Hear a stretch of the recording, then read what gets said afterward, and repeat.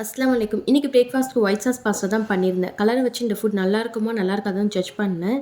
But taste சூப்பரா இருந்துச்சு prepare பண்ணி சாப்பிட்ட பிறகு. ஃபர்ஸ்ட்டு ஆயில், உப்பு போட்டு பாஸ்தாவை வேக வைக்கிறதுக்காக ஒரு சைடு வச்சுட்டேன். பேன்ல பட்டர், குட்டியா சாப் பண்ணி வச்சிருக்கிற கார்லிக், ஆனியன் ஆட் பண்ணிக்கோங்க. பப்ரிகா பவுடர், பெப்பர் போட்டு மேரினேட் பண்ணி வச்சிருக்க சிக்கனையும் ஆட் பண்ணிக்கிட்டேன். உங்ககிட்ட பப்ரிகா பவுடர் இல்லைனா பரவாயில்ல, சிக்கன் கபாப் மசாலா கூட யூஸ் பண்ணிக்கலாம். சைட் பை சைட் பாஸ்தாவையும் ஃபில்டர் பண்ணி எடுத்துக்கிட்டேன். சிக்கன் கூட கேப்சிகம் போட்டு அதோடைய ஃப்ளேவர் நல்லாயிருக்கும். இது குக் ஆகின பிறகு ஒரு சைடு வச்சுட்டேன். இப்போ ஒயிட் சாஸ் ரெடி பண்ணிக்கலாம். பட்டர் 1 டேபிள் ஸ்பூன் மைதா லம்ஸ் இல்லாமல் நல்லா மிக்ஸ் பண்ணிக்கோங்க. இப்போ காய்ச்சின பாலை நல்லா ஆற விட்ட பிறகு ஆட் பண்ணிக்கோங்க. திக் கன்சிஸ்டன்சிக்கு வரும். இந்த ஸ்டேஜில் சீஸ் ஸ்லைசஸ் ஆட் பண்ணிக்கோங்க.